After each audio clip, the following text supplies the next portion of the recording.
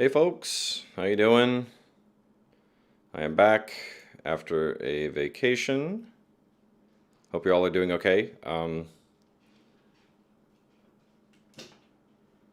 me know if everything is working out okay. Let me know if there's proper sound, all of those things.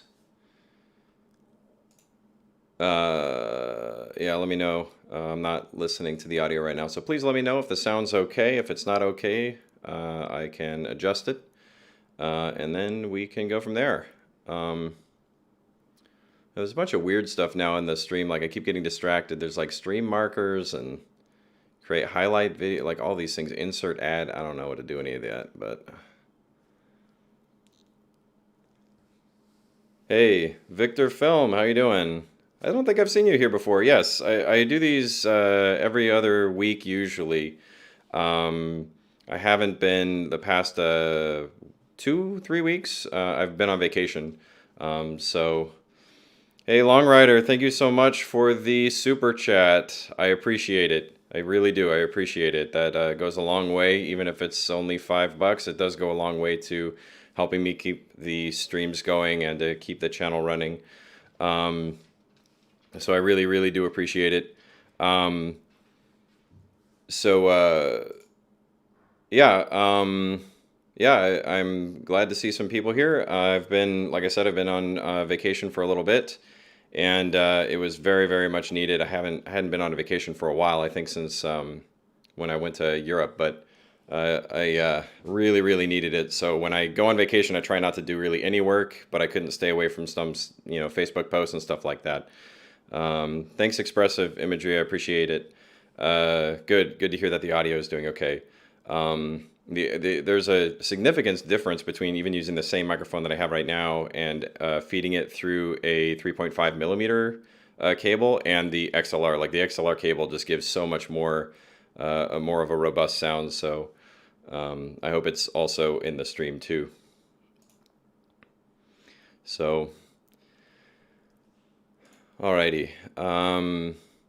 So let's see. Yeah, yeah, Victor Film, good to see you here.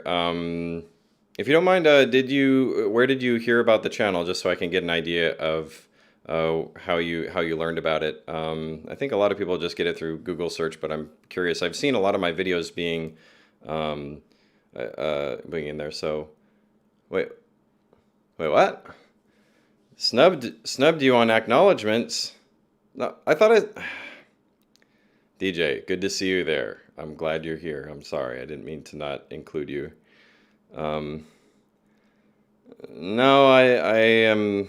No, I don't volunteer for any campaigns for any presidential candidates, so I'm not sure where that's coming from. Um, no, no, not even doing that. I did so say hi, DJ,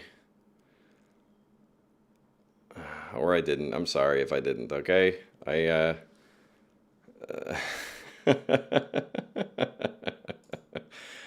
apologize if I hurt your feelings. DJ, it's good to see you here. It's good to see everybody here, is what I meant. Um, so,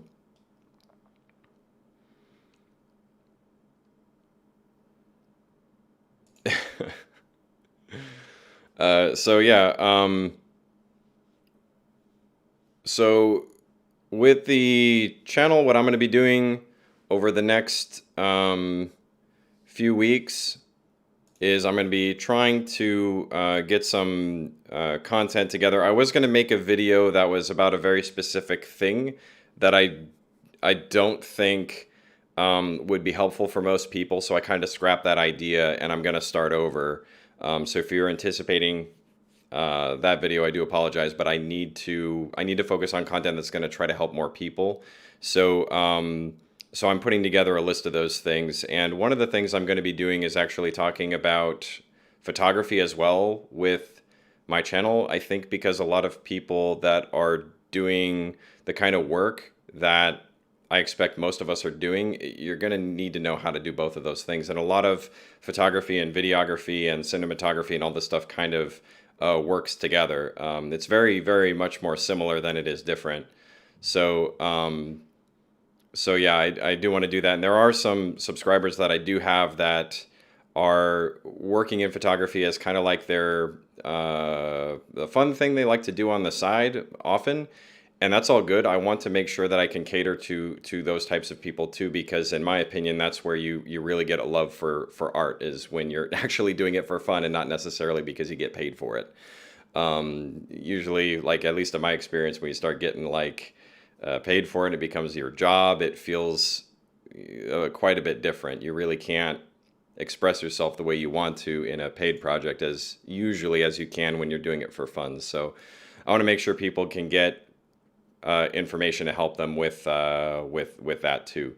So that's how this channel is going to be pushing. I'm still going to be doing a bi-weekly live streams where you can ask whatever questions you want. It can be, whatever related to relevant topics that are around, photography, videography, production related kinds of things. So that's what I want to do. And just in case you're asking, well, what could you know about photography? I'll just send you a link to my Flickr. Real quick. Let me make sure this is the proper link. I don't really care. Okay, I don't really care to do that. Okay. All right, yeah. Okay, cool. Just to make sure it works in multiple browsers, because I did send a link before that didn't quite work. But here is a link to my Flickr page. What I don't do generally is portraits. Like if you are looking for like photography help specifically for how to do portraits of people or whatever, I don't really do that.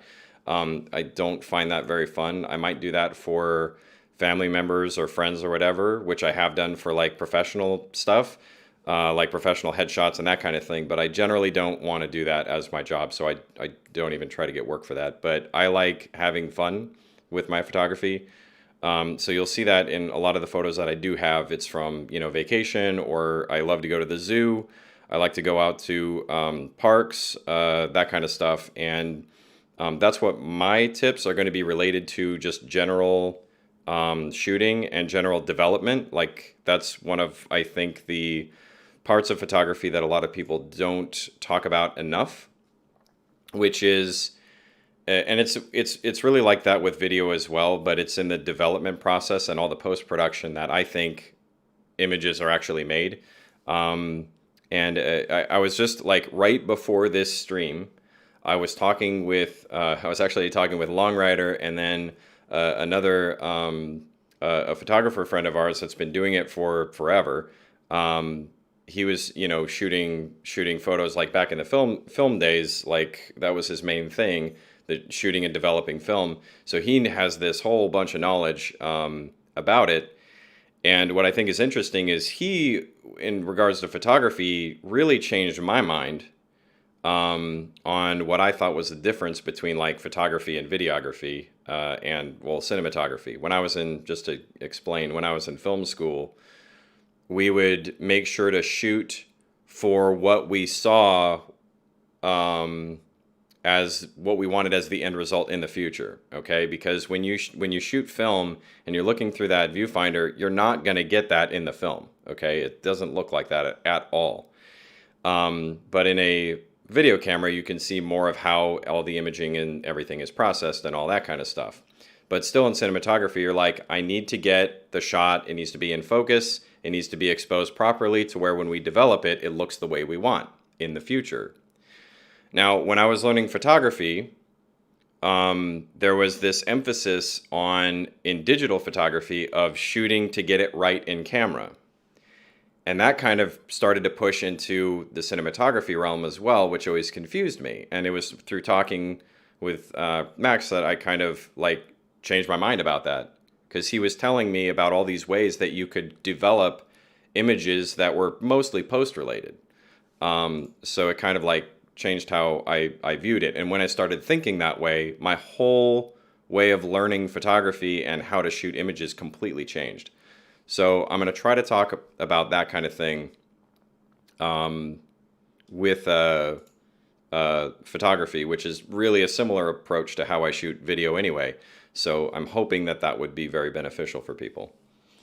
Where's my LaCroix? Can't not have my drink.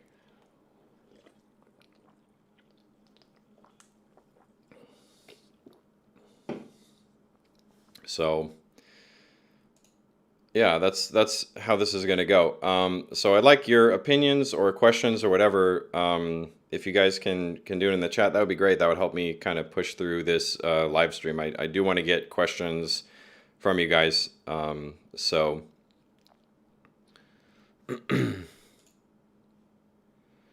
I appreciate that, Victor Film. I really do. I have tried really, really hard. I spent like the first year that I tried shooting photography, I spent at least an hour every single day for 2 years working in photography, like either figuring out my camera, looking around the options, dismantling and then reassembling lenses. I did a whole bunch of things to try to learn as much as I could about photography, and like I only shoot with like APS-C cameras. I've actually, for photography purposes, I've never shot with a 135 digital camera. All of my, like when I was in film school, we all shot on 16 millimeter. 35 millimeter was way too expensive, which isn't full frame 135 anyway. This is the kind of stuff that I do. This is just like my fun stuff. Like those are my mom's dog. Like when she was visiting, we shot photos of her dog. So, that's the kind of stuff that I do. And I think most people actually do that kind of photography. So that would be kind of how I'd cater it.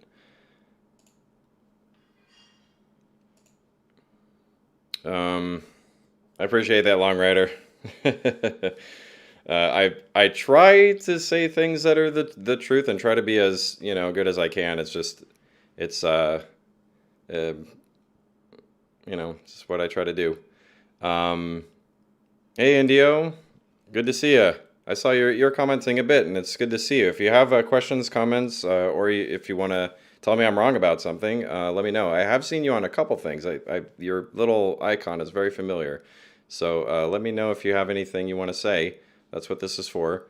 Victor Film is asking, what camera am I using now for photos? I use a Fujifilm X-H1, and I use Sigma lenses. I can actually show you.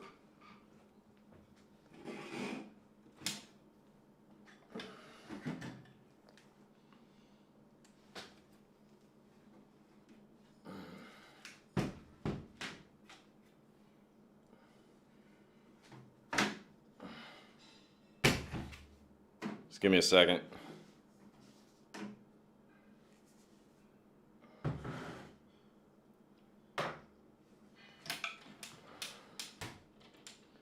So I use the X-H1.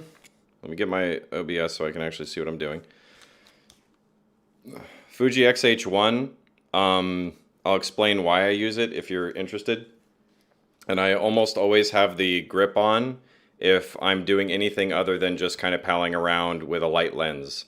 And I mostly use EF glass because I found that EF glass I can use on multiple systems, whereas a Fuji glass you can't. Like right now I've got the Sigma 18-35 f1.8, and I have a couple filters on it. And with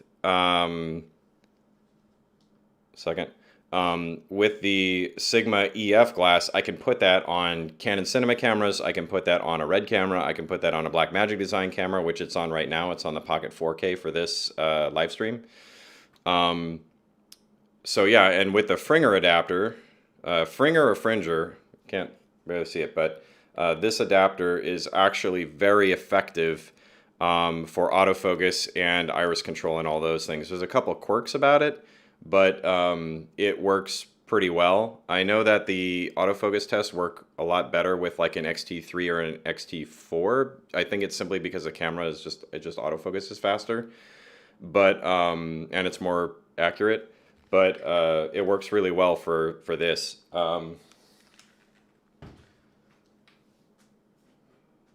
And for the zoo shots or any wildlife shots where it's like a headshot of an animal, I use this. It's the Sigma 100 to 400 f5 to 6.3. It's a really good lens. I actually want to upgrade it to the Canon L, but I just can't. I don't want to shell out the money. For most stuff that's video related or wides or medium wides, whatever, the Sigma 18 to 35, awesome. And then to pair it with Sigma 50 to 100 f1.8 for headshots and that kind of thing.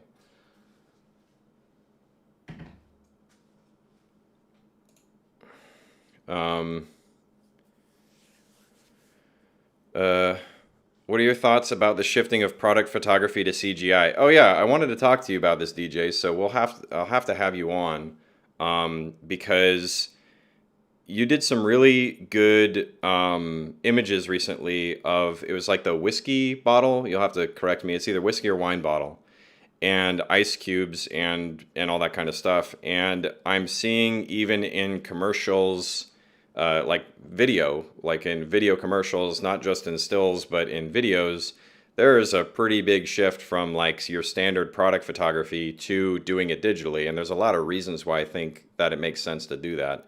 You know, if you have like a prototype for a label and you want to change that label, well, if you have to, you know, send the new label out to the photographer and they have to like put that new scotch bottle, excuse me.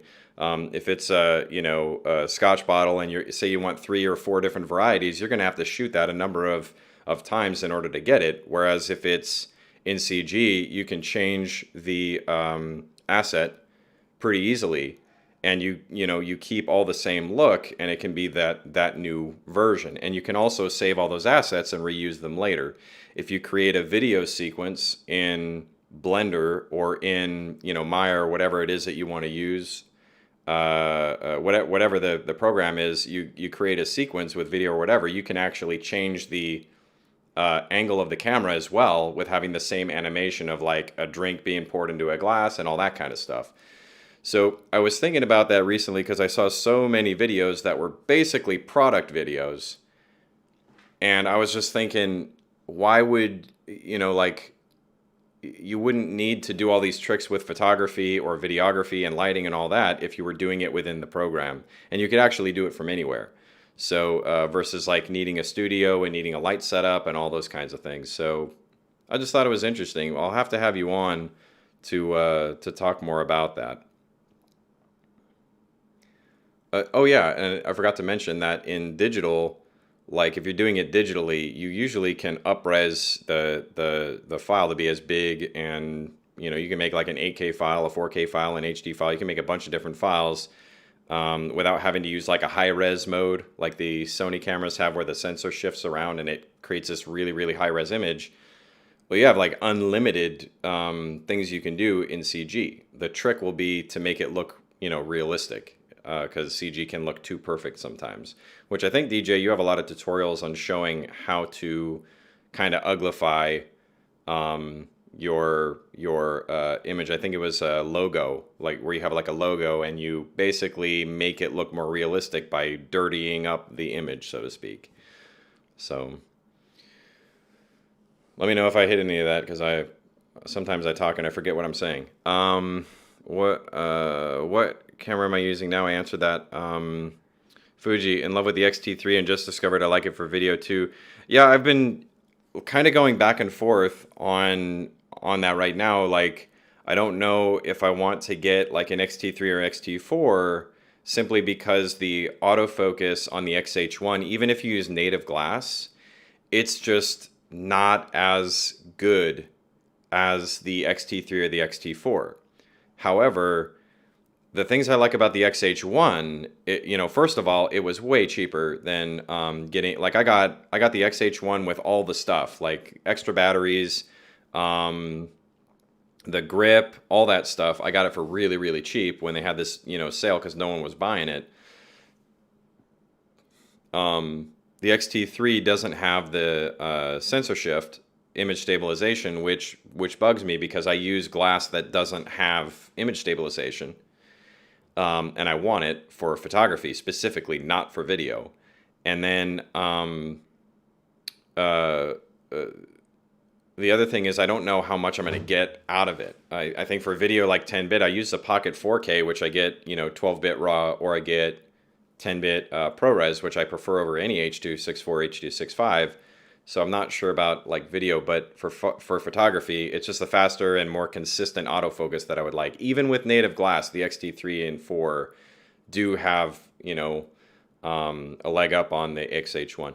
Oh yeah, the other thing is that the XH1, the way that they've designed the shutter release, it's not that it's quiet for me, it's that like you just barely feather tap that thing and it takes the shot, which is perfect for me because with the XT1 that I had for a long time, the breakover, the breakover from when you you do the half press and then you fire off the shot, it's not ideal for me. Like I kind of like jam my finger down to try to get that button to press, whereas with the XH1 I just barely push it and it does exactly what I want.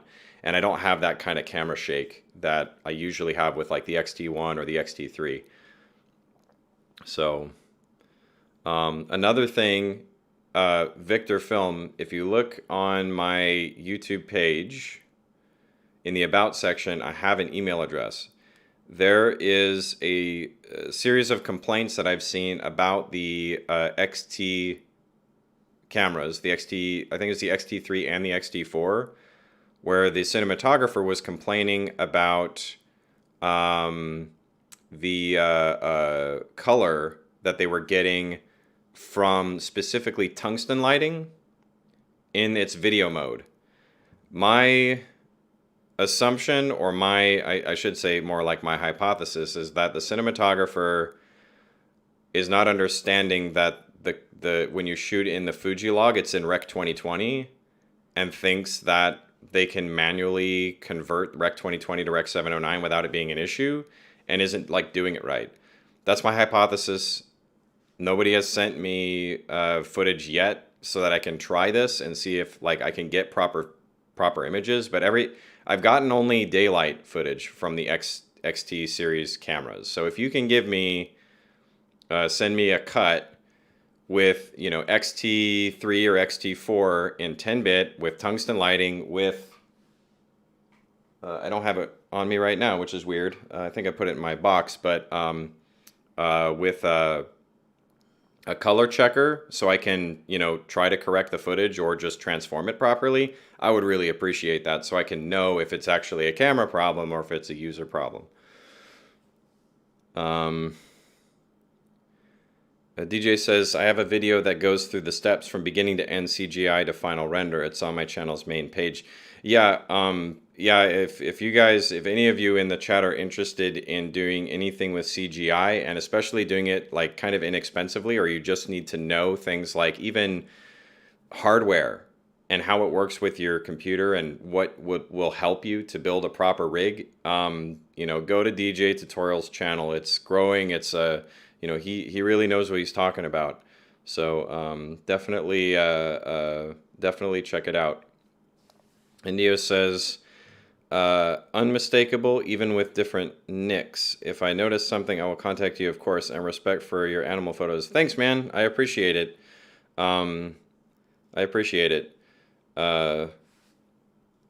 Victor Film says, interesting. Yes, good finding. I can send you that video in tungsten lighting. That would be great. Just make sure you set the white balance and all that stuff. Like, tell me what, if I know it's a lot of work, but it would, I think it would help just the community, because that's what I try to do. I just try to help out to get the what you set your white balance to, all the your ISO, all of that nitty gritty detail, just so that I can see it and try to get it right. And also, like, for your lighting, tell us what Kelvin that lighting is. If it's 3200, 2700, whatever it is.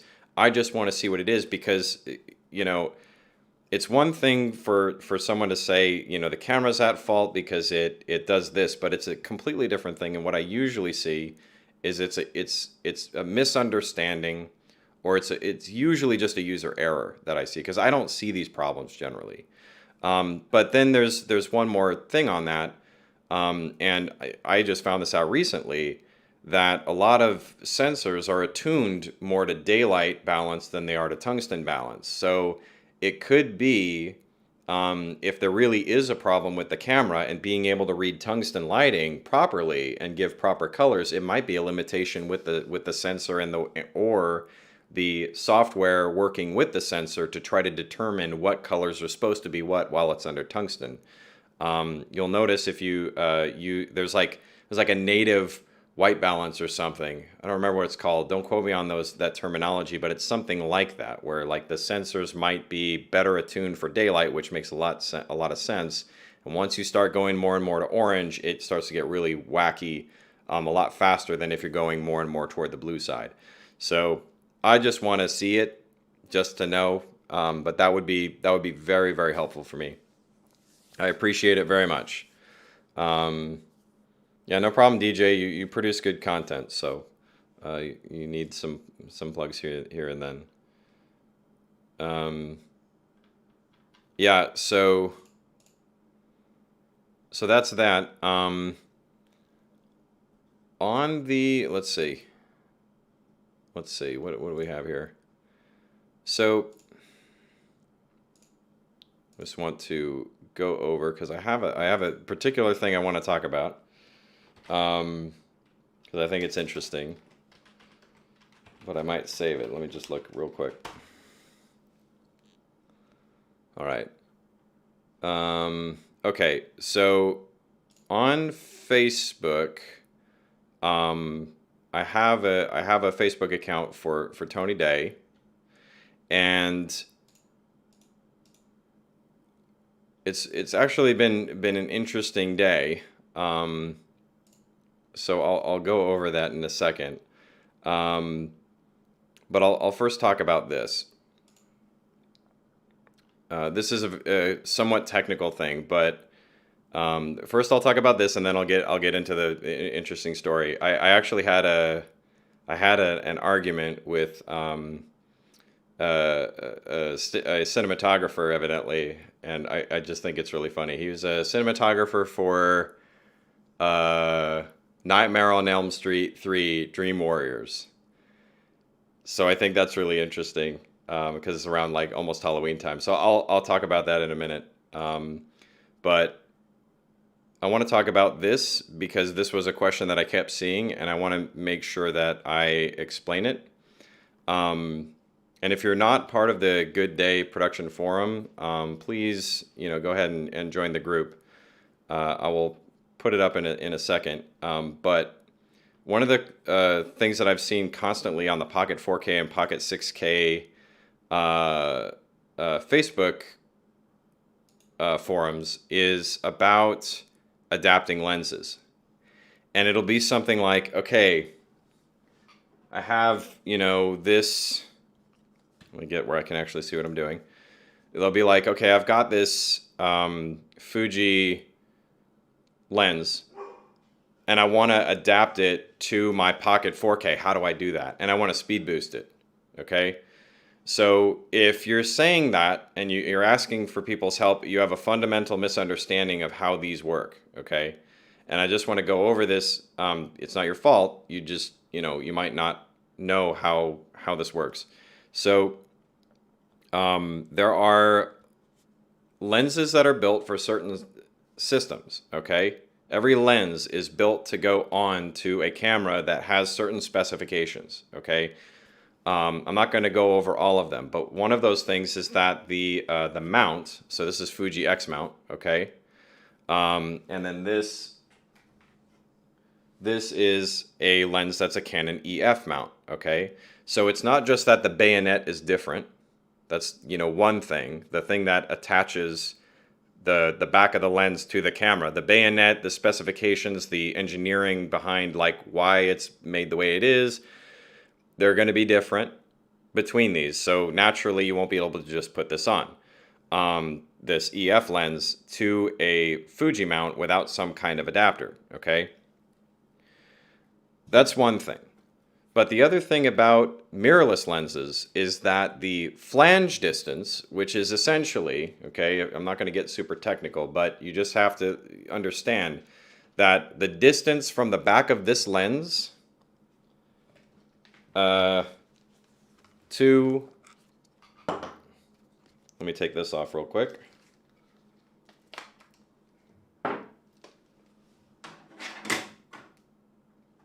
So the distance from the back of this lens to the sensor on the camera, okay, is different than the back of this lens and where it's supposed to sit relative to where the sensor is, okay?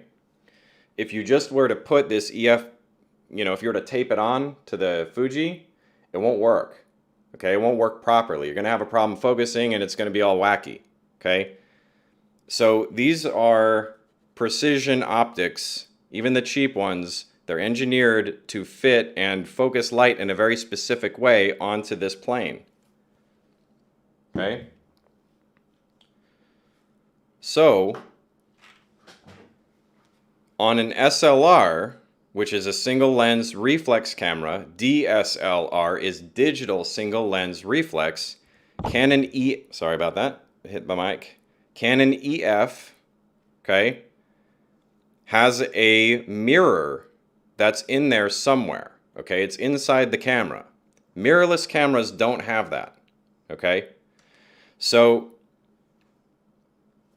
the reason that these lenses that are designed for a camera that has like a mirror built in can fit on a mirrorless camera is because there's essentially a space that doesn't exist here that you need to fill in with something for it to fit, okay, and for it to work right. Not only does it need to fit on a bayonet, okay, but it also needs to be the proper distance away from the sensor as if there was a mirror in there, okay? So when I get this adapter and I put it on the camera, this is essentially making up for the mirror in an SLR not being there, okay? So it sits the lens the proper distance away from the sensor. Does this make sense? I hope it makes sense. Because this is the whole reason why a lens that's designed for this EF can be adapted without much of a problem to mirrorless. Okay? I'm going to check the comments just in case there's anybody confused.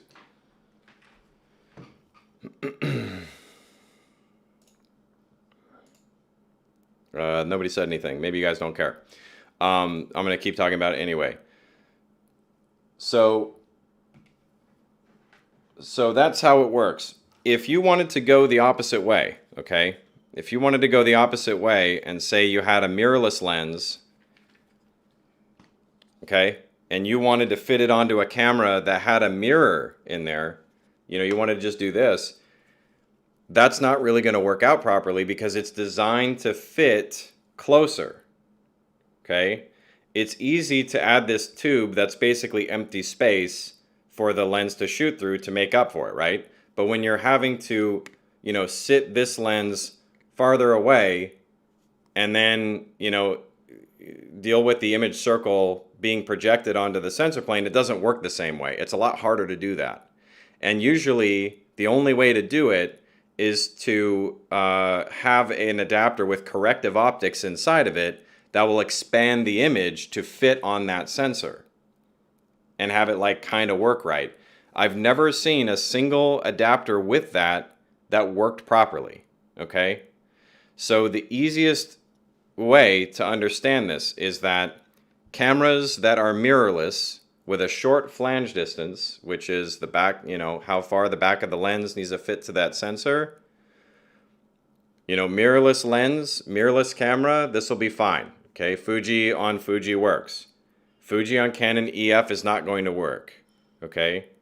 Fuji on Micro Four Third isn't going to work because the Fuji actually sits closer. The back of this lens will sit closer to the sensor than on a Micro Four Third camera.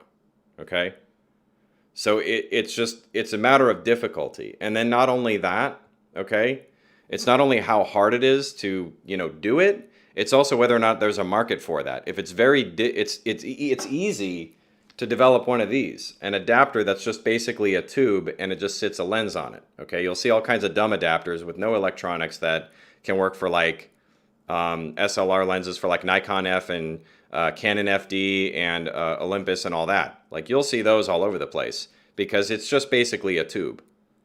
That's all it is.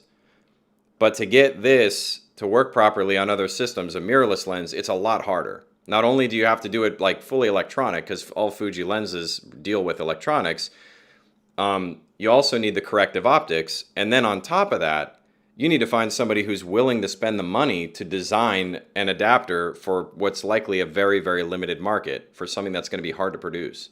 Okay? So, anyway, general rule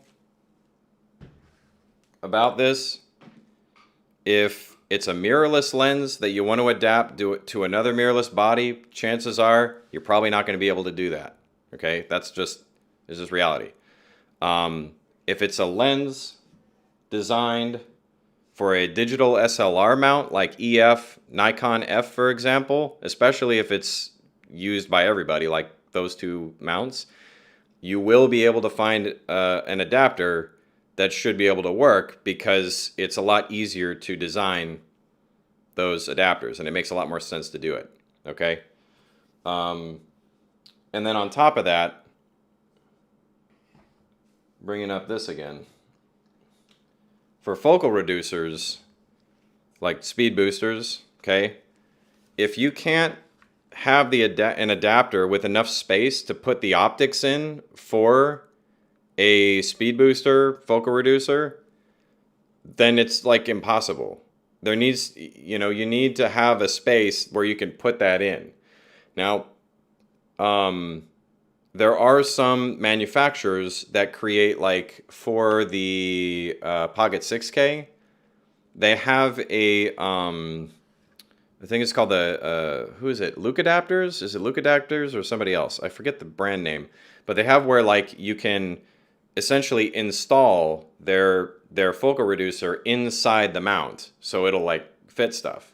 But you're not likely going to find that for like Micro Four Third because there's just not enough space in there. Okay, the Canon EF mount, you can, if there's no mirror in there, you can fit some kind of optic in there. But for a really short flange distance system, it's not likely that you'll fit something in there unless there's like a breakthrough in engineering or someone found something that I'm not aware of. Chances are mirrorless to mirrorless focal reducer is not going to really be a thing. There's just not enough space. So that's the easy way to know. I hope that made sense and wasn't too confusing. So let's check here. Yeah, expressive imagery. There's a whole list. If you can Google it. But there's a flange distance indicated for every mount, so you can see like each one and how large or how small the distance is going to be, and that's just like the way that you can figure it out. The two mounts that I would say for the three mounts really, that for the purposes of just easy adaptation that you should be able to do without much of a problem: Canon EF, Nikon F, and PL mount. Those are really, really easy to do. When you start going into like Olympus and you start going into even the Contact Zeiss and all those other things, if it requires electronics, it might be harder. But as far as the Contact Zeiss, even like because it's for an SLR, you'll be able to fit that onto mirrorless. So it's really any of those SLR based mounts should be fine, especially the older ones. Once you get into digital, though, when you get into mirrorless, it's going to be, putting mirrorless to mirrorless is going to be difficult, okay? But, Canon EF to Nikon, and Canon EF and Nikon F specifically, because they're used so often. So many people have lenses. There's a market for it, and it's a lot easier to make a device for that than the other way. So I really do hope that makes sense, and that knowledge should help you to know when and if you can even uh, uh, have an adapter in the first place. That makes sense. So yeah, and I have played with Canon FD to Canon EF adapters that had the corrective optics, and all of them sucked. So I wouldn't even recommend those if you could get them.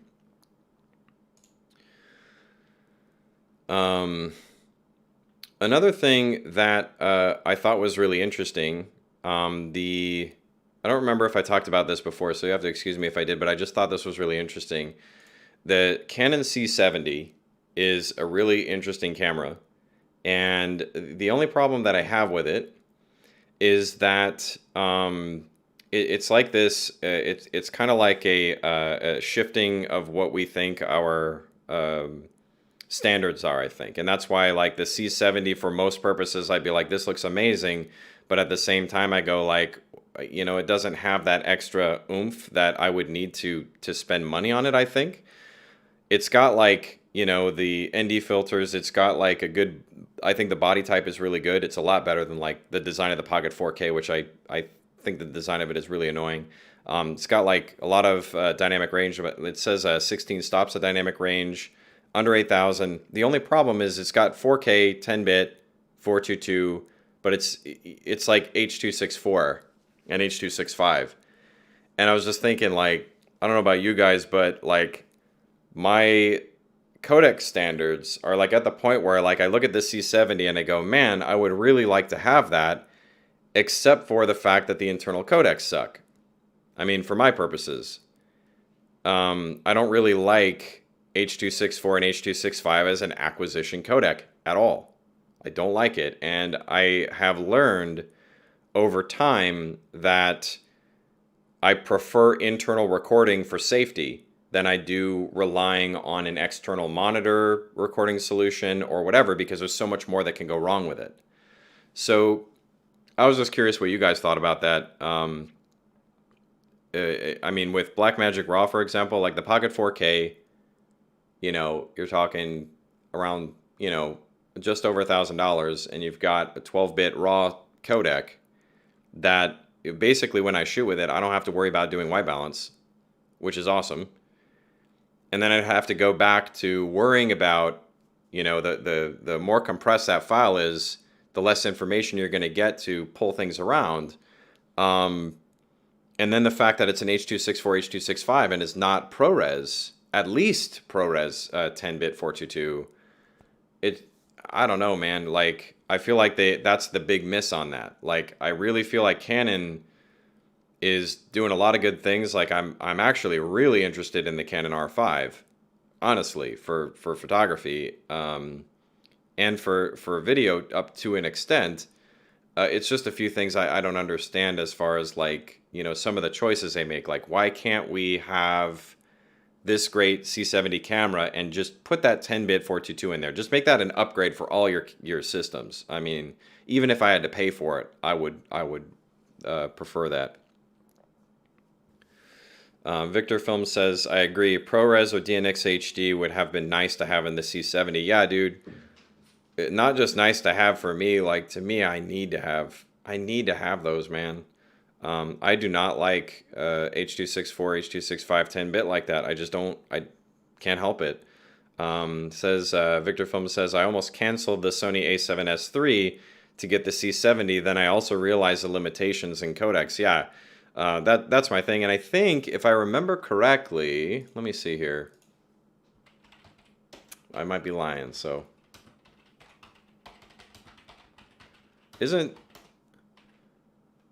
Aren't they supposed to get ProRes RAW? Yeah, A7S III ProRes RAW for that. I mean, I don't even think that you can output a signal from the C70. Correct me if I'm wrong, but I don't even think you can output a signal that'll let you get like ProRes RAW. or Blackmagic Raw or whatever. I don't even think it'll allow you to do that. I might be wrong, um, but you know, I just think that if you're gonna do the C70, you know, you're gonna have this camera that looks like it's like the full thing. It's always like with Canon, I feel like I'm missing something. Like it looks awesome, everything looks really good, and then there's like that one little thing that for me it's almost like the if you watch Seinfeld, he has all the girlfriends, and there's always the one thing that bothers him.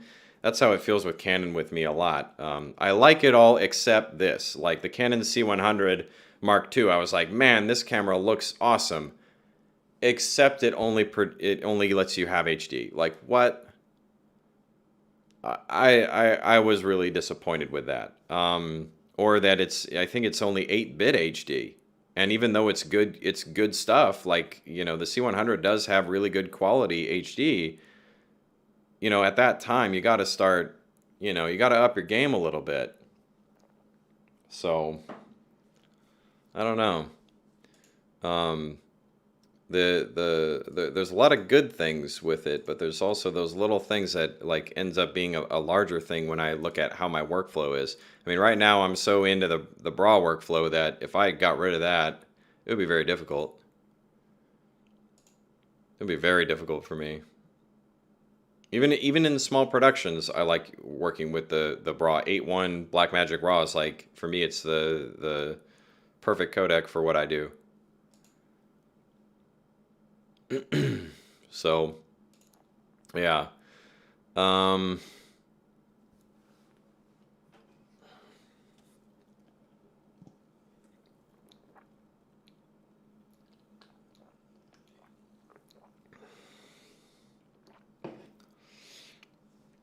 let's see.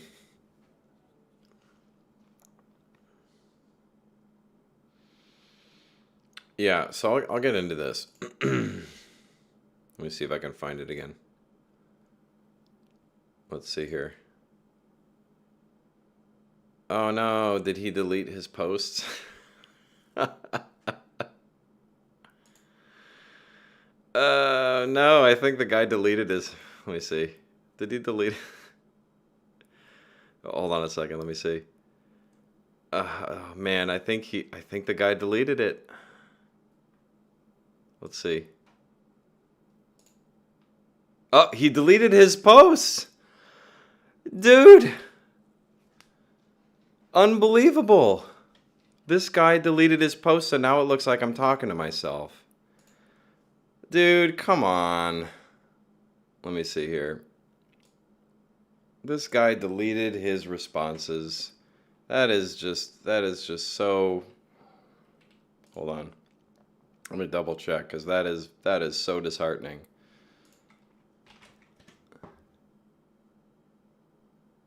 Did he block me? Let's see. No, he didn't block me. He must have just deleted his stuff. What a... Oh, maybe he was lying. Maybe that was not him. Maybe it was, maybe I got catfished. Let's see. I might have gotten catfished here.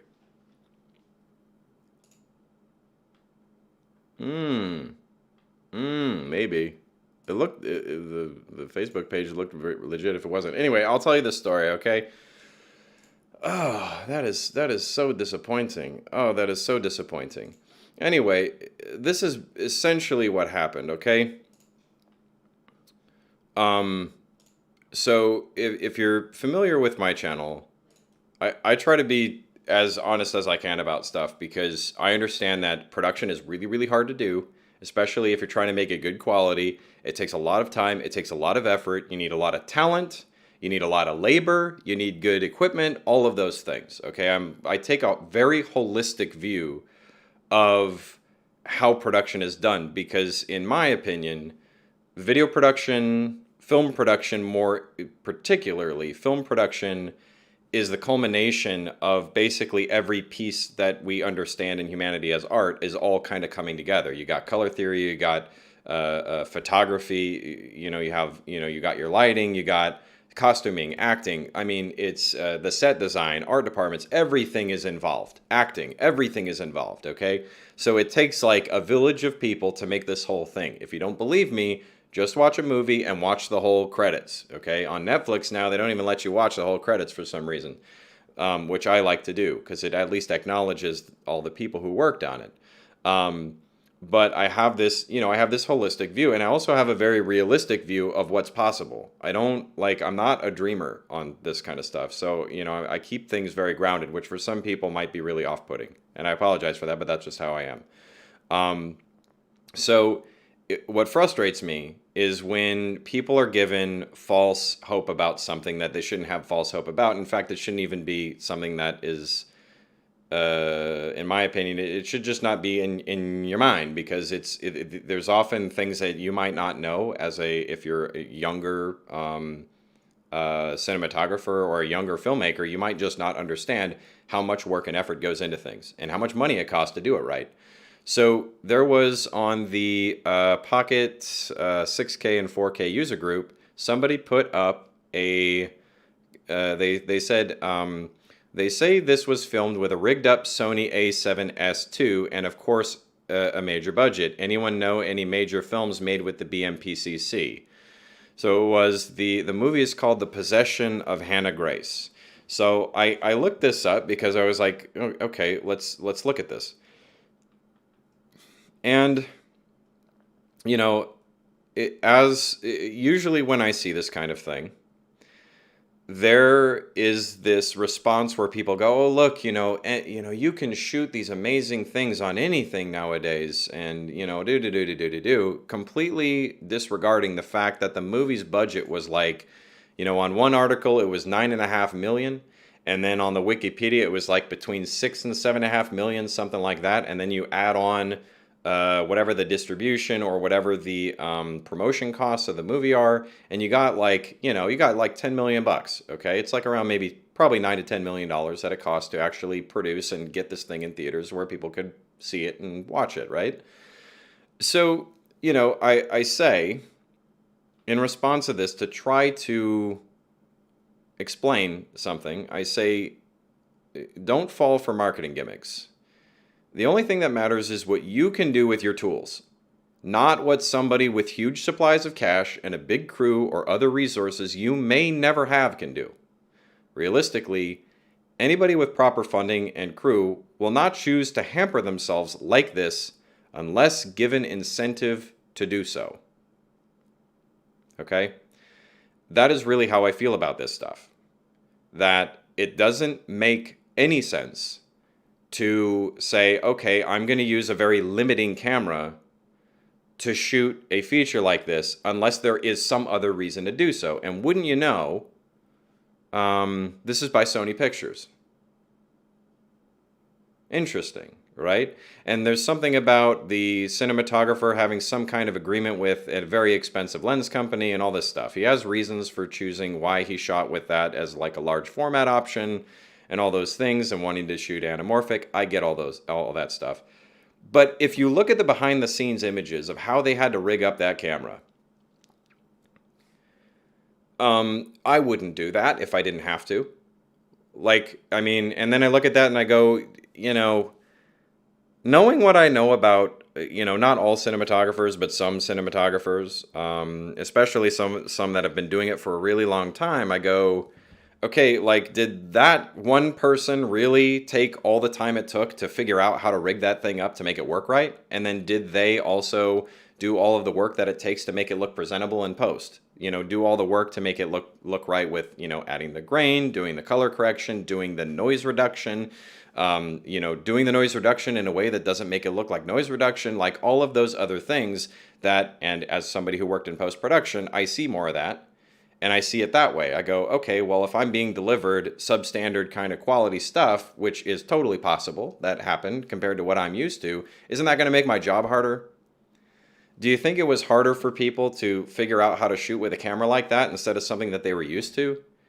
I mean, there's all kinds of things that are problematic with basically jury-rigging something in a way that gets it to work like how a professional camera should work, when there's already professional cameras out there to use. And especially if you have the money, I don't really understand why you don't just use things that make sense. I don't get that, So anyway, and I say, let me see here. And someone says, nah, gear matters because of course it does. I'm not sure if they were being, this is a response to me. I'm not sure if they were being facetious or not because it's hard to read that. And usually when someone says something like this, that's what they're doing. So I say, it actually does matter a lot, or productions would not spend the money they do for specific things. Sony mirrorless does not have the kinds of connections necessary for general production when you have a budget, and it makes a lot more sense to get equipment that works within your environment properly than to jury rig something to work for no reason at all other than to say I did it. For instance, insisting stills photography lenses don't need to be upgraded on a high-end production to cinema glass because it's the same optical formula is basically a misunderstanding that people without large budgets make. Bring a Canon stills line of lenses to a professional shoot with actual focus pullers and you'll receive the ire of anyone with a knowledge of production and how important having precisely machined cinema housings and glass are. Talent and all that is of course important and essential. This is not a choice of one or the other, and to pretend it is simply a logical fallacy. It's a false dichotomy. Like, you don't have to just pick one or the other, okay? You can have both when you have money. Professional, high-end production have both the equipment they need and generally the talent required to make it a good product because they have the resources. Low-end projects generally and quite simply do not have access to the labor, acting talent, or financial backing to make high-end products. It doesn't mean that it's not possible. It's just much, much more difficult to skeleton crew a movie like, say, Ghost Protocol or the Avengers Endgame with a Sony A7S and some stills glass. Nobody in their right mind will choose to make their job harder for no valid reason, is all I'm saying. So it makes no sense to compare a project with a big budget and incentive to cripple their process to your own projects which likely lack the resources necessary to help get the same results. That's all I'm saying here, okay? So, I'm not saying that you can't do something great with limited access to products or equipment or whatever. I'm also saying that having the labor to do all of it is essential. I mean good people that are able to do it. Sometimes people will be willing to do it for free, and man, they're talented. They can do some amazing stuff, and you didn't pay them that much. Not really that common when it comes to Hollywood stuff. Okay, the high-end stuff, usually the people who know that they're valuable, they want to be paid for it, and they deserve to be paid for it because they're the ones who make it, okay? And at the same time, if you got the money, you don't outfit people who are very well trained and are worth that money with gear that makes their life harder. It doesn't make sense, okay? So then I got responses from somebody. Now I'm second guessing if it was actually them, but it looked like they had a very active Facebook page, and when I search for it, it looks like the same thing. But Roy H. Wagner ASC. Now, if it's not you and you see this video, please let me know, and I'll make sure people know it's a catfish or whatever. But this was a guy who was the cinematographer. If you look him up, he was a cinematographer for Nightmare on Elm Street 3, Dream Warriors. Okay, I love that movie. To be honest, I like most, if not all, of the older Nightmare on Elm Street movies. I think they're awesome. Even the ones that people think are bad, I think are awesome. So I don't have any personal feelings against the guy, but he was kind of arguing against what I was saying, and saying that, and he deleted his comments. He was saying that essentially, no, it's all about the talent. Equipment is not really important, and saying that because he shot something with an iPhone and then compared it to stuff that he shot for Dream Warriors, and he was able to make it look similar, then that means there's this thing where gear doesn't really matter that much. No, that is just because you have a personal experience of doing a little experiment and you had a fun time doing it Doesn't mean that other people want to come along with you with how difficult that is. Have you ever seen the behind the scenes shots of how people rig up those iPhones? Not for me, dude. That is not for me. Okay? And you have to like try to put like jury rig a high-end cinema lens to go on this camera that never was meant to have something like that. It just wasn't ever meant to be anything like that. Instead of just getting a camera that is suitable to what you're doing. It's like, someone says, hey, there's a wall over there. I need you to knock down that wall. And you say, you know what? I'm not going to use a sledgehammer. I'm not going to use any of the normal stuff. I'm just going to get a regular claw hammer. And I'm going to knock down that wall. You know what? Because the end results are going to look the same. Isn't it a lot easier to use the thing that's more designed to do what you're trying to do? Okay? And when you have money, doesn't it make sense that when, like, money's not really that much of an option, you've got it. I mean, you've got it and you can pay for it. Most of the money that goes into a budget is going to have to do with labor. Labor is the real money sink. Travel expenses. The travel expenses are part of the labor. You got to bring people in, or you got to pay for people around the area to go shoot it if you can't afford to have people go and stay somewhere. I mean, all of those expenses are what eats up a lot of the budget. It's not a camera, usually. It's not a camera and the lenses. It's like all the labor that's involved. Anyway. So he tries to make this argument.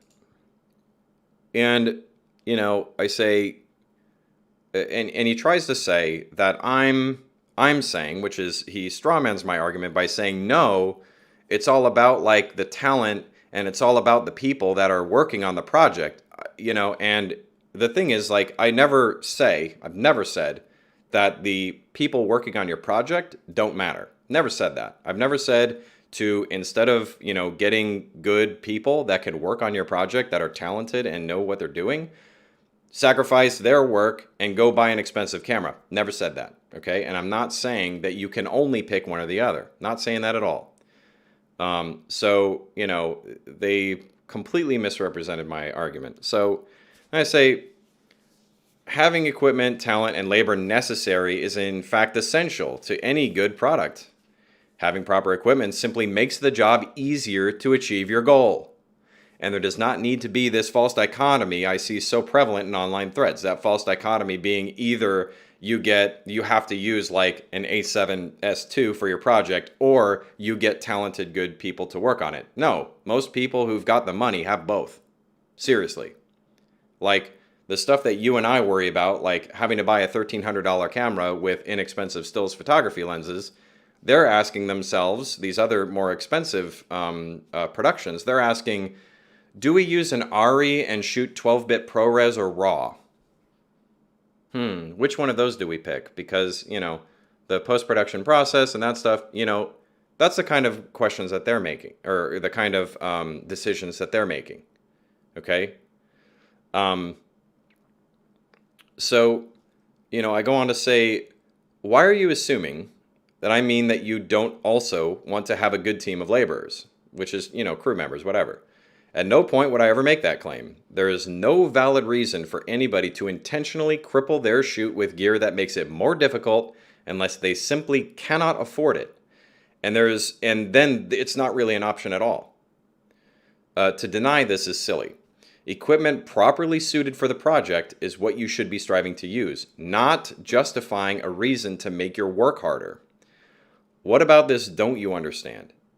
Do you really think it's wise to have a well-trained cinema team and not outfit them with the best you possibly could provide them? I asked that question. And then I continued, because I thought this was interesting that the guy found that this was like where he was going to spend his time arguing this, because I thought we were, not arguing the same thing at all. I said, because he went and listed his body of work. Honestly, like, I don't really do that, because you can be the most experienced cinematographer ever and be wrong. Okay? So when you appeal to authority in that way, it doesn't work for me. So I said, I've worked on many features and post-production visual effects on the most expensive films during my time in VFX, and I'm not kidding. Okay? Even if I could take an old Apple I and figure out how to rig it out to cut a film and provide proper CGI and stereoscopic copies of the film, likely with a team of creatives and lots of money and not just Solo with no money at all, I would not advocate for others to do the same thing instead of using a modern computer that could do the job far easier and cheaper simply because it could be done. It's a fun experiment, but hardly practical in real life. And I said, also, I love Dream Warriors, because I do. And then, like, this is right before the stream, he commented and said something like, this is why I don't come on, like, online forums and I'll appeal to your dogma or some crap. But then all of his comments got deleted, and that's really frustrating because I wanted to read the whole thing. But anyway, I thought that was really fun to actually debate this person because I thought it was the real person, considering their Facebook page looked legitimate. It might have been, but then he deleted all his stuff. So anyway, that's what happened. And I was going to say, I was going to say to the guy, like, dude, you're welcome to come on to this stream and debate me on it. I'd be totally fine with that. If you want to debate me on, if you can afford to shoot something with an iPhone and an ARRI, that you'd pick the iPhone over the ARRI, I'd love to hear that. I'd love to hear the reason for that. And explain to me why you do that. Because frankly, it just doesn't make any sense to me. If you can give me valid reasons for it, I might believe you. Just telling me it could be done is not a valid excuse to make everyone in your crew's job harder just because it could be done. It's just very silly. So I'd love to hear it. I think it's a shame that I can't read their comments so that they could defend themselves, but whatever. So that was it. I thought that was really cool. I was like, man, I've made it if I'm arguing with a cinematographer like that, but whatever.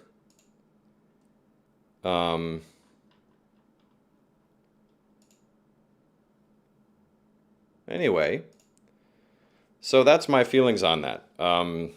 I guess like that story really kind of sums up my feelings on the whole thing. Like, I honestly don't care that Soderbergh shot a movie with an iPhone. I ain't gonna do it because it's way the F harder to do that than to just use a Pocket 4K. Way harder. It's way harder. Okay, objectively more difficult to do it that way.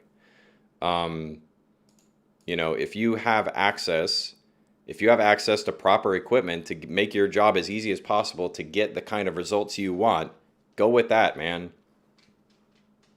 And the thing is that other people who have access to way the hell more money than you do and a lot more labor, which means that, like, what I mean by that, I just want to explain this.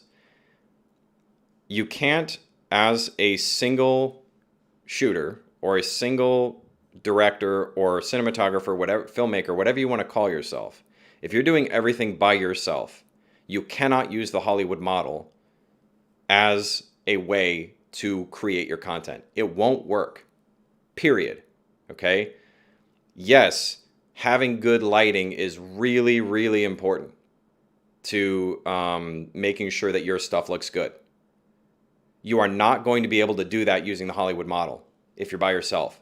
It is physically impossible for you to, even creating like an interview situation, to do what they do with professional setups with all the people that work on those, to do that exact same thing on your own. It's just not possible. There's not enough hours in the day. You're talking about, and I know because I do this, I've done it for a long time, where I do everything. I get the client, I meet with them, we negotiate the contract, I load the car, I have to create the shot list, I have to do everything. And even just to do behind the scenes, quick shots of stuff of them doing their work and shooting the interview takes a whole frickin' day. with one person without setting up more than like 2 lights. There's not enough time in the day to follow the Hollywood model on stuff like that. It's just not likely ever going to happen unless you got like a time machine, okay? Or you're like the Flash or Hermes or some kind of superhuman, okay? It's just not going to be possible. So the way to model how you're going to shoot stuff with inexpensive equipment like a Pocket 4K, Pocket 6K, A7S, any camera that you're going to rely on autofocus is to use other models that make more sense. You know, following a guy that shoots with a huge crew and expensive actors and all this stuff just because they shot it with an iPhone, dude, it ain't going to look the same. You just don't have access to the same stuff, okay? And if you did, you wouldn't do it that way. I can guarantee it. Guarantee it. Okay? So, you know, that's why I am so like, it's almost like an allergic reaction that I have. I wouldn't say triggered. I just try to, it's like an allergic reaction. I see, oh, look, this was shot with this like really cheap camera. So that means I can, no. Okay. Yes, it is. You could do it. You could if you had access to the exact same stuff. Do you have $10 million? You don't have $10 million? Probably not really a good way to model your music video career. If you don't have the same stuff, it just doesn't make sense. Expressive Imagery says, good story. Chivo and company, who shot with iPhone, are of course being paid heaps by Apple to sell their products. Yeah, that's what I'm talking about when I say that there's got to be some kind of other thing. There's another factor that, you know, if someone's going to do that, they're like, yeah, I'm going to intentionally use something that makes things way the hell harder for me to achieve what I want. You know, why would you do that? Well, dude, I'd do it too. If Apple paid me a bunch of money to shoot these with, you know, an iPhone, why not? Why, dude? There'd be every reason to do it. Why wouldn't I do that? You know, that would make way more sense. But the argument then of, well, it doesn't matter. Dude, that can't be the argument then. It does matter. You know, if you're getting paid a bunch of money to make your work harder and you get paid for that, yeah. But for a lot of us, we don't get paid more money to make it harder on ourselves. The faster and easier we can get it done, the more money we can make and the more time we can spend with our family and our loved ones and all that stuff. No one's going to want to pay extra just because you did it all in a more difficult way while somebody else down the street could do it for the same price and it takes them half the time.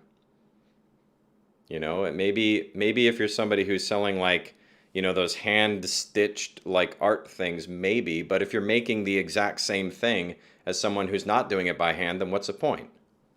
If it's the same thing anyway. So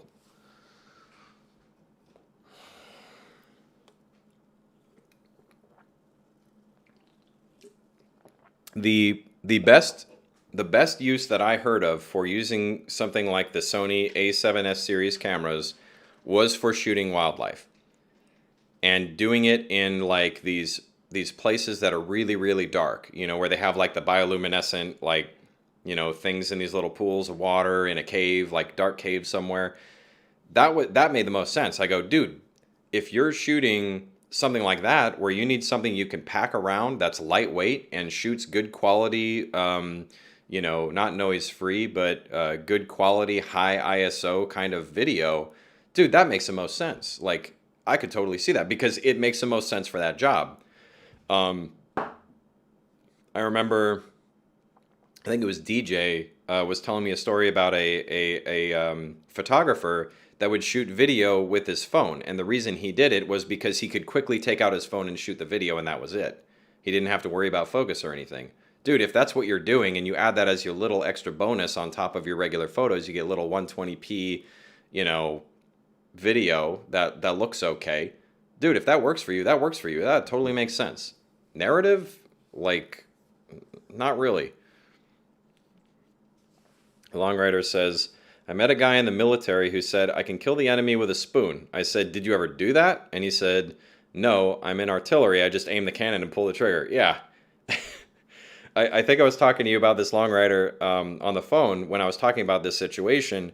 I used the Navy SEALs. I was like, basically what this guy was arguing, in my view, was okay. I've got the Navy SEALs, one of the best trained military forces in the world, and I need to have them go and do an operation where they need to take somebody out or whatever it is. Okay, they need to defend somebody, or they need to go get hostages or whatever the heck it is. And I say, okay, guys, you're trained up, you're the best of the best of the best. So here's a pair of shorts, some socks. I'm not going to give you any shoes, and a knife. And you're going to go and fight a bunch of dudes and have to go do this whole mission, and that's all you got. That's all I'm going to give you. Because, it could be done. Don't tell me it couldn't be done. I ran a bunch of simulations, and then I tried it with myself with like a bunch of other people, and it worked. So I'm going to have you guys do it. Why would you do that? Especially when you have the money and the resources available to not have that happen. Just makes no sense. It makes no sense. It's silly. Totally silly.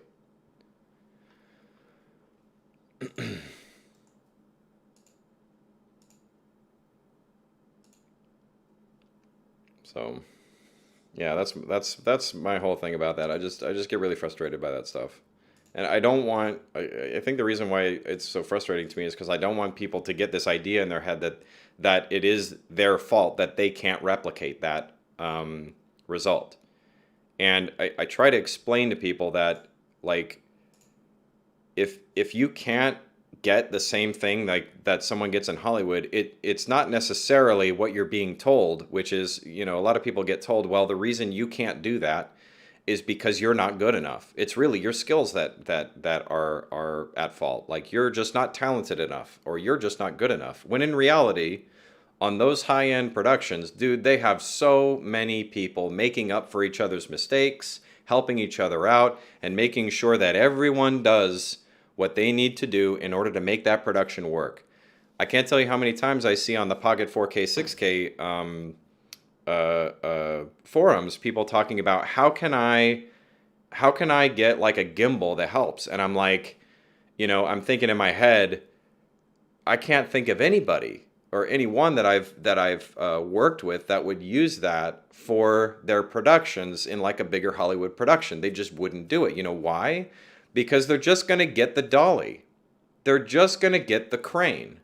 They're just going to get a Steadicam operator with the most advanced Steadicam system that's available right now, because they can get it. That's what they're going to do. And it's interesting because, like, a Steadicam op, right?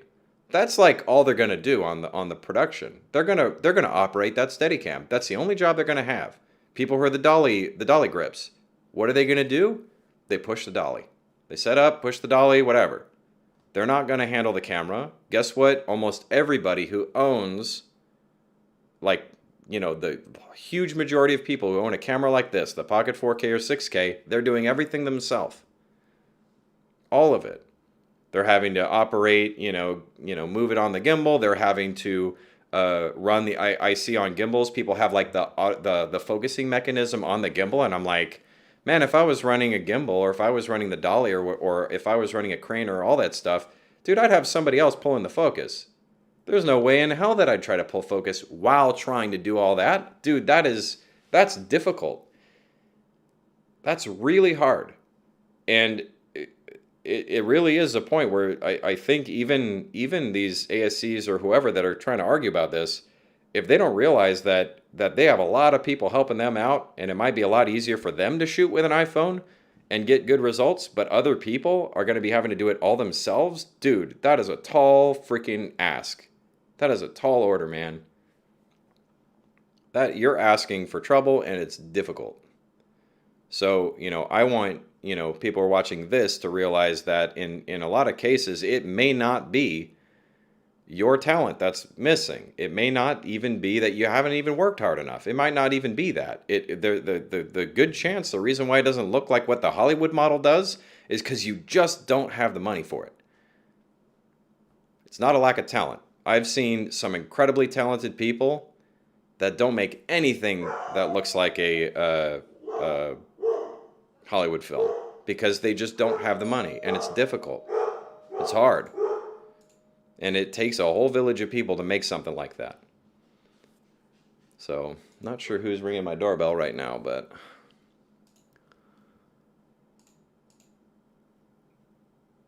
All right. So, yeah, I'd like to get some Q&A. Let's see, yeah, I've got about a half hour left. So if you have questions, comments, like if you think I'm wrong, let me know and we can discuss it here. I don't want it to be where, I found out on Reddit people are like talking behind my back about it. I'd like to talk about it now. If you can prove it to me that I'm wrong, I'd love to hear it. Let's see. Okay. Man, I get so much spam now. I get so much spam now on my phone that it is unbelievable. Let's see this real quick. Okay, good. Victor Film says it's all about the budget and the right people around you helping you out. Dude, I totally agree. I totally agree. And the budget is like the main thing. Like any time that somebody will ask me something like, what do you recommend for doing this or that, or buying this or that, or renting this or that, that's the first question I ask is, what is the budget? If the budget's $0, don't do any of that. Use whatever you have, and yeah, the right people helping you out is totally right. Like, if you're working on a horror film, I don't care how good of a cinematographer you are. If you're working on a horror film and the person doing the makeup effects sucks, and it's a makeup effects heavy kind of film, dude,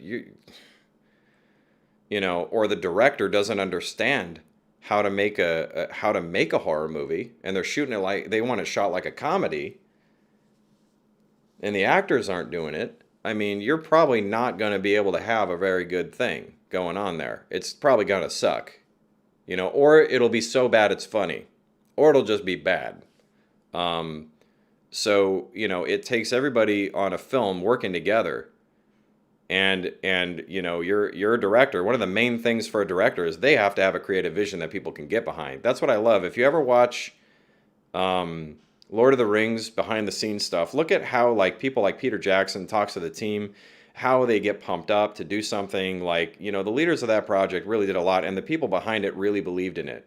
You look at how the actors responded to their roles and having to spend all of that time living and working together in order to make those 3 films. Dude, like, there's nothing like that. I've never had that kind of experience working on a film as far as like that length of time. And it would have taken all of them really believing in that project to make it work. And you had all the right people in the right roles. And then the weird thing is you look at some of the other Peter Jackson stuff and it's like, what happened? Like some of it, like I really like most of Peter Jackson's work. I think, did he do, let me just check just so I don't lie.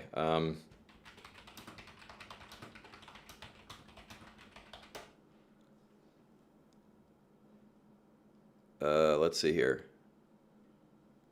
Yeah. Just to make sure.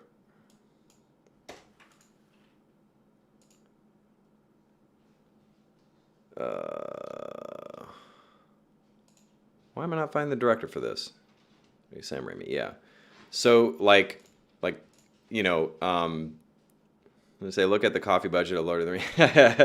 Yeah. So like something like Lord of the Rings, right? Like not only did it have the money necessary to make it work, but it also had all those people that were doing it. But I was going to say, like with Peter Jackson, then you look at like the Hobbit movies by comparison to the Lord of the Rings ones, and it's like, what really happened? I haven't seen the behind the scenes of that, but I'm very curious to know like why they're so different, and they were not very well received, compared to Lord of the Rings.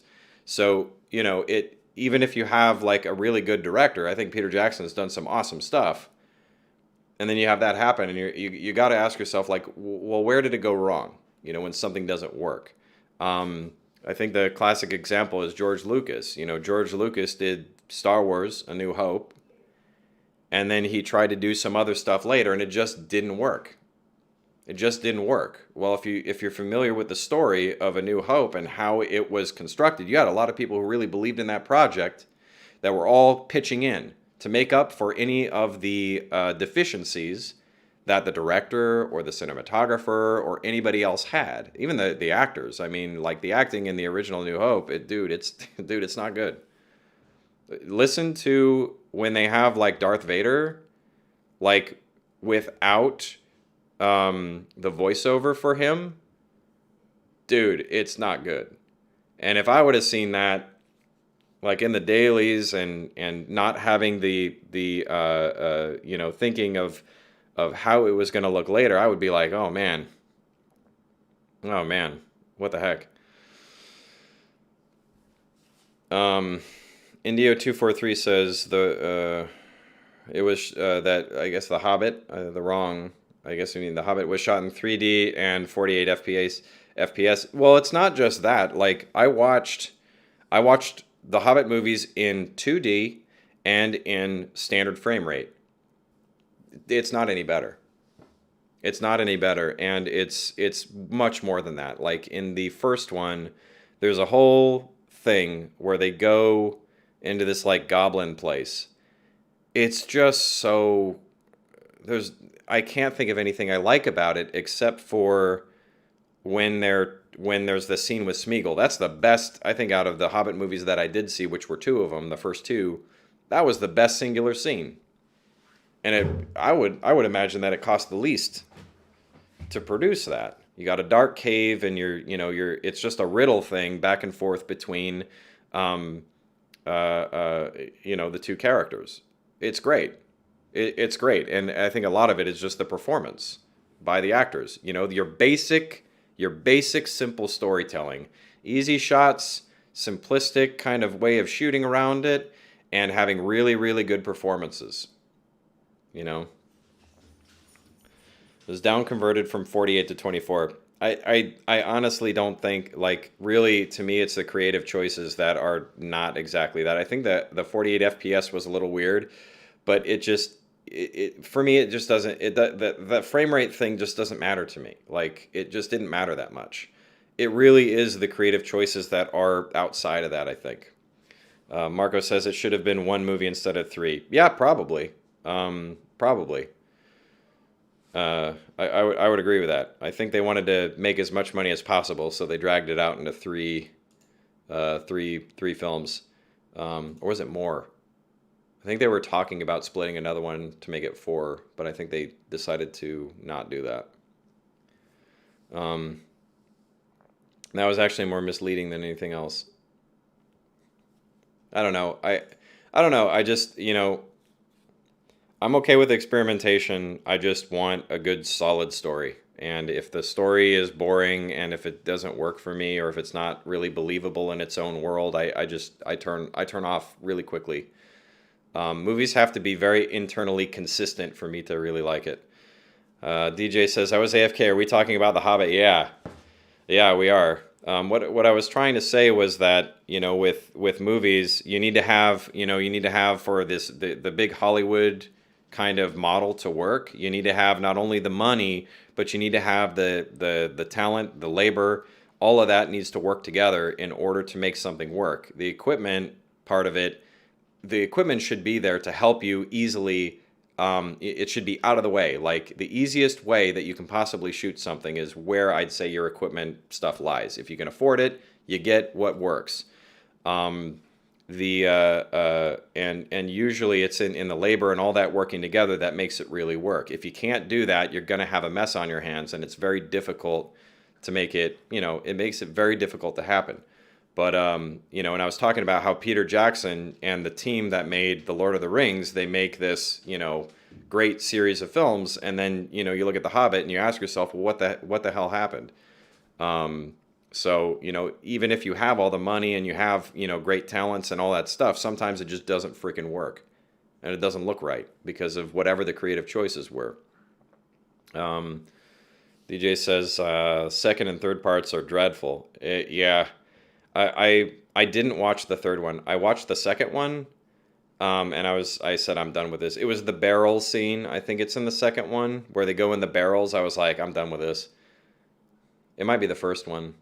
I don't remember. If that's in the first one, man, that first one is just. There are only two scenes I can recall in the first one that I really was like, this is good. It was a Smeagol scene, and then it was the singing part in the beginning with the dwarves. Those two parts were really good. But then they kind of ruin it by making the dwarves look really weird, like they look cartoony, whereas in Lord of the Rings, like Gimli doesn't look like that, so I don't understand what they were doing. But for the most part, that movie is just not interesting for me. And it really isn't the 48 frames per second or the 3D thing. Like, I was working in 3D at that time. It wasn't really a problem for me. And Neo says, I left the cinema after 20 minutes of the first one and did not see the others. Watch the scene with the dwarves when they sing. That's a really, really good scene. And then also, I really do think that the scene with, like, Smeagol and, what the hell is his name? Not Frodo, the other one. With the Hobbit, I think that scene is really good. And to me, you look at how simple that scene is, how simple the scene is with Smeagol, and how much better it is than most of the film. And you'll realize it's that simplicity in the storytelling that really works. Good actors doing, a well-written scene, in my opinion. Very, again, simplistic shooting and just really setting that atmosphere and making it work. That, I think, is really, really great. DJ says, watch The Frighteners, and that is, to me, an obvious warning to what Peter Jackson is capable of in a bad way. You've talked about that with me before, and I don't think I've seen that movie, and if I have, I think I blocked it out. DJ says, half of the first one, The Hobbit, is okay. The singing part and Riddles in the Dark scene is great. Yeah, I agree. I think that those are really good nuggets in that, in that film. Goblin Town scene is one of the most awful things I've ever seen. I don't know if it's one of the most awful things I've ever seen, but it's pretty bad. I really don't like it. I really, really don't like it. So... Yeah, yeah, and then the second one, there's just like a lot that I can't recall anything in the second one that made me say this is great, which is really unfortunate because there's just so much work that goes into it, and I feel bad saying that, but that's just how I feel. You know who? Let me see here. I wanted to talk about this movie. So, Sam Raimi. If you guys want to see a director that constantly puts out really good stuff, man, Sam Raimi's awesome. He does some really cool stuff. So if you didn't know, he was responsible for, like, you got Evil Dead, movies like that. But he made this movie that is just incredible, and DJ actually recommended it, and we watched it together. It's called Drag Me to Hell. Freaking amazing. It's awesome. And this was like, you think, Sam Raimi did a lot of really, really good stuff.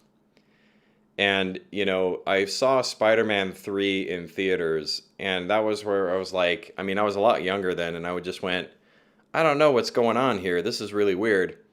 It just wasn't good. But I think, the more I started, really looking into more of Sam Raimi's stuff, I think that was like his middle finger to the studio for what was happening. Yeah, but then, I had never heard of Drag Me to Hell, and then I watched it. It's just, dude, it's freaking awesome. And it's almost Halloween, so totally recommend it. If you're looking for a movie that you maybe haven't seen, dude, Drag Me to Hell is freaking amazing. Yeah, and yeah, the fact that so much of his really good stuff is really low budget you got to look at it by comparison to other things. Dude, his filmography, you look at how much money they spent and what he's able to do with the kind of money that they put into it, dude, they make some really good stuff. They make some really, really good stuff. DJ says Sam Raimi is the I think King. Yeah, king of low budget horror and tongue in cheek comedy. Yeah, dude, his stuff's really great. Um, Let me just look up real quick. Filmography for. I always like to have it in front of me so I don't misstate somebody's filmography.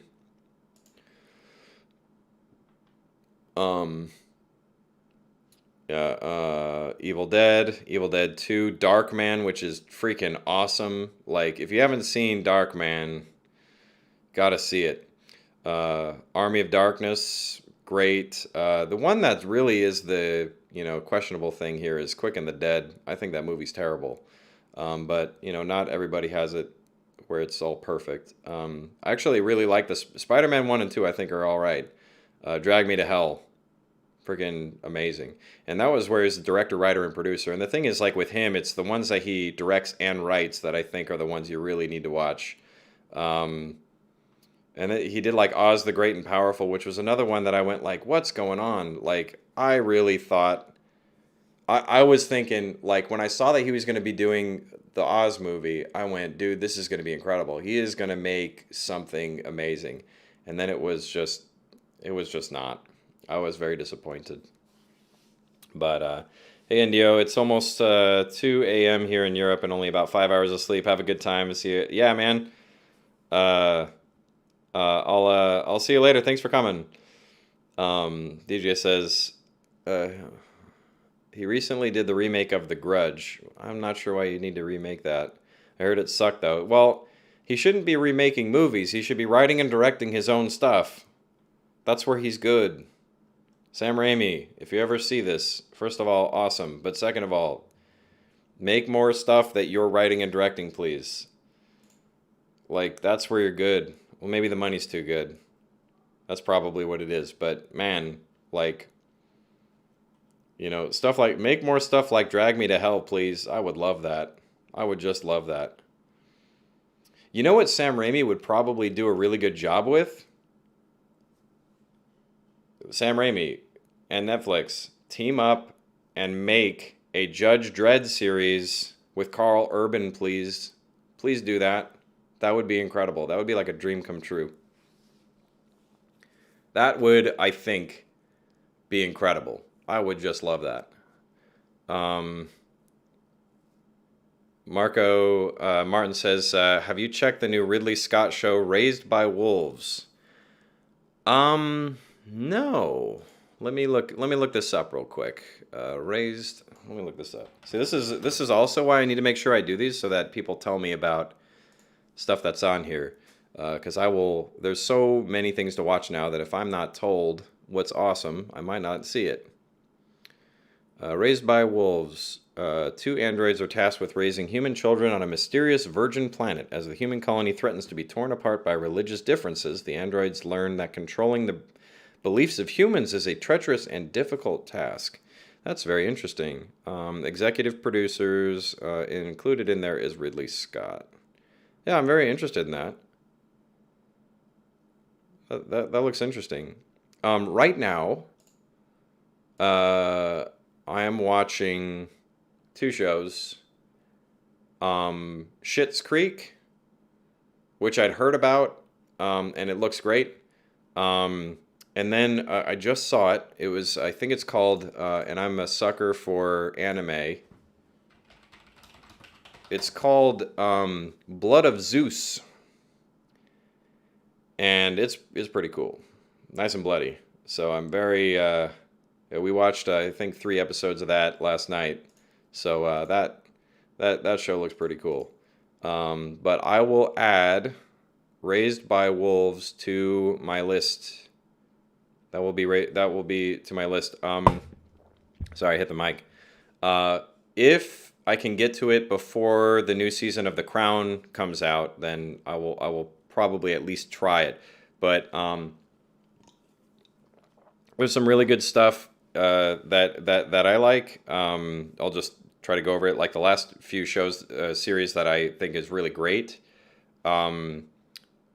The Crown, if you haven't watched The Crown, strongly recommend. The Witcher, I love that. I think it's really good. But the surprise like thing to me, like it's around Halloween too. Uh, so this will work for you. Kingdom. Kingdom on Netflix is incredible. It's one of the it's one of the best things I've seen on screen for a long time. Strongly recommend strongly recommend Kingdom. It has everything. Really, it has everything. The cinematography is beautiful. The acting is really good. I watched it in the original language. The costuming is amazing. Uh, I can't think of anything I don't like about it. And I'm not going to give away one of the things because I didn't know about this particular horror aspect of the show. So I'm not going to give it away here, but usually I'm not a big fan of the kind of genre it would be considered to be because I'm kind of done with it, but this one made it fresh and cool. Strongly recommend Kingdom. Good stuff. Um, DJ says, everyone needs to check out Lovecraft Country. Weird and awesome. Yeah, man, I do want to see that. There's a dude, I wanted to see that. I haven't even seen Get Out, so I'm behind. Um, Emotion VFX says, if you like weird stuff like Necromantic, old school classic, best viewed on VHS. Yeah, you've said that before, Emotion VFX. I'm going to talk with DJ about maybe putting that into our horror stuff. I've never, I don't know what it is. I'll have to look into it, but I'm pretty sure my friend knows about it. Max says, Max, I was talking about you earlier. How you doing? Guilty pleasure, low budget cult film, Creation of the Humanoids, supposedly Andy Warhol's favorite film. Yeah, I'll look into that. You usually know a lot about these like more obscure older films. So, Max, on the spot, we talked about it before, but do you want to come on talk about photography one time? Because I'd really like to have you on and we can talk about like photography and your thoughts on it and kind of have a discussion about things. I'll make sure to give you like what the topics ahead of time so that you can know what it is. But I'd really like to talk to you about it with everyone else there so they can ask you questions and we can kind of discuss it because I really like your take on photography. So DJ says Kingdom made me cry. I don't cry ever, and it made me cry. I know what part you're talking about, and it's yeah. Emotion VFX says Kingdom was killer. Had to watch it with no break. Yeah, dude. Like when my wife and I were watching it, it was really difficult. We couldn't it's like a book you can't put down. Like we wanted to watch it straight through, and that's actually what I really like about streaming is being able to binge watch stuff. Like I would be really annoyed if I had to wait like every week for the new episode. So we would just like go and go and go and go, and it'd be like 2 a.m. and we'd say, okay, we gotta go to bed. So Marco says, thanks. I'll check Kingdom and The Crown out. Yeah, man. Yeah, I'd like to hear what you think. I really do think Kingdom is phenomenal. It's an achievement. Like, I'd never seen anything like it. Honestly, like the look of it, the stuff that they do in it is so different that it had this, it already got me with the brilliant filmmaking that they did, like on a technical level, because I look for those things, but just I'd never seen anything like it. And even though like the subject matter might be similar, you'll see what I'm talking about. I don't want to give anything away.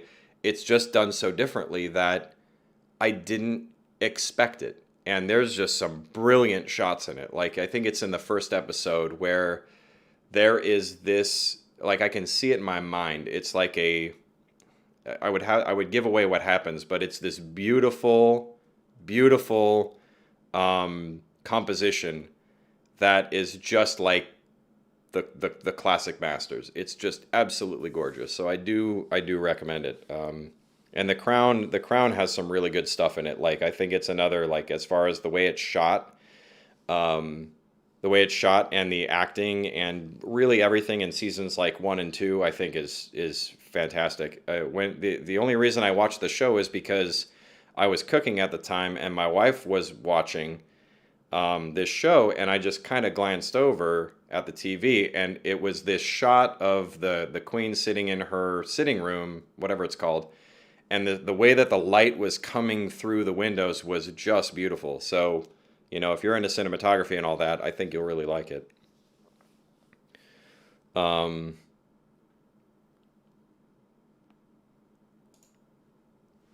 Let's see. Where's my drink? There it is.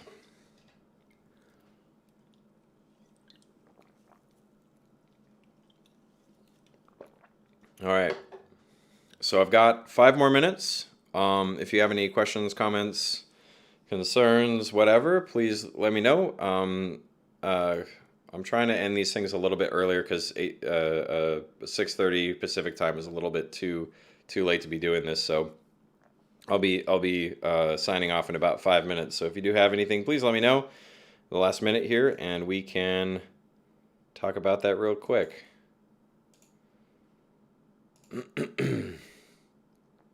Raised by Wolves. I'm gonna have to make sure that I think someone had recommended this before, but I just haven't seen it yet.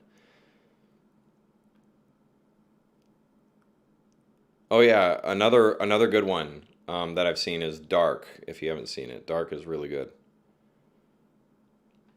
There's this beautiful use of sets like in that. There's a few things like especially when it gets toward the end. I don't want to give anything away. They use like different aspect ratios to mean different things. The way that they differentiate between these different. I don't want to give anything away. Different things going on. The way they shoot it and the way they use their sets is brilliant, and it looks great. So, highly recommended. Highly recommend Dark as well.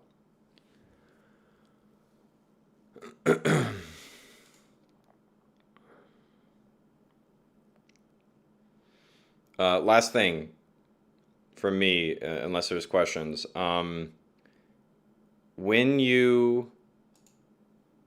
if you want to join the Good Day Production Forum, GOODDAE Production Forum, if you want to join that, please make sure you answer the questions, because if you don't, then I'm going to decline. Emotion VFX, off-topic question, any cooking plans for the evening? Actually, on days like this, my wife usually cooks, or we have raclette. So, I don't... Oh, we're having fajitas tonight. Yeah, we're having fajitas. She's making that, though. What we had the other night was shrimp boil. Yeah, Cajun shrimp boil. I should share the recipe for that. It's really good and it's pretty easy. As long as you can get access to like the Zatarain's boil in a bag stuff, like the shrimp boil in a bag, dude, it's easy and it's really good. You just have to make sure that the sauce doesn't stick. Yeah, and you know what I did Emotion VFX, because we were talking about, I think we were talking about pizza before. If you make your pizza, right? So, like, this might sound a little weird, but so far, the best meat I've ever had that I actually know what it is, because the best pizza I've ever had was in Florence, and they had this like spicy salami on it, but I have no idea what it was, so I can't recreate it. But the next best thing is prosciutto on pizza. So this is very simple. If you have, your pizza, the way we do it, we get a pizza, about that big. Okay, I'll slap it out and it'll be about like this. You put the sauce, right? And then use Gruyere cheese. Okay, use Gruyere cheese. Then you bake it at 400 degrees for about 15 minutes. Then you open it. You take your prosciutto. You can put whatever, however size you want, but you put the prosciutto on the pizza. Okay, you bake it for another 10 to 15, depending on how done you like it. Dude, simple and it's really good. It's just, you don't want to cook it the whole time because the prosciutto will kind of like, it'll have like a lot of grease if you put it in earlier. But if you do it that way, you'll have some grease on there that you can kind of blot up a bit. But dude, it tastes so good. It tastes so good. Prosciutto pizza. It's amazing. Strongly recommended. But yeah, I had my mom over for like a week and a half, and dude, we made really really good food. So yeah, I can't remember everything we made. I think I have a list, but I don't remember what was all. Let me see real quick if I can pull it up. Man, we made good stuff. Let's see here.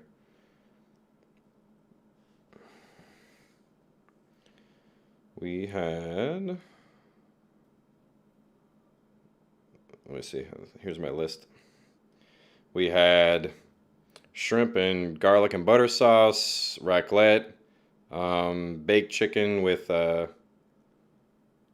this Malibu seasoning that's really really good. We had the salmon that I make, and it was even better than how I usually make it. It was amazing.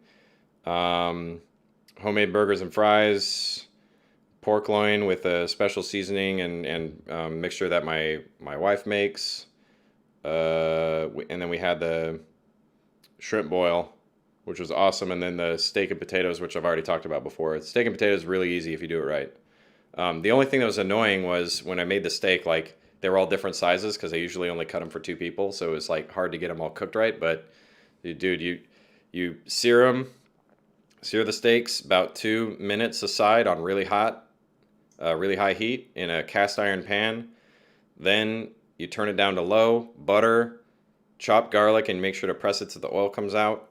And we had actually fresh rosemary, and you put that in there and you spoon it over the steak and you cook it out until it's done right, and it should only take a few minutes.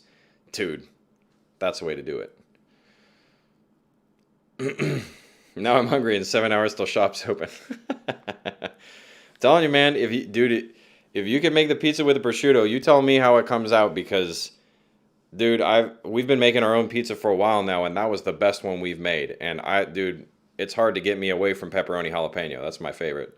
But now prosciutto is like it might overtake it as the best. I think it has. I think it's overtaken just by a little bit, but man, it's really good. And you don't need all the heat either.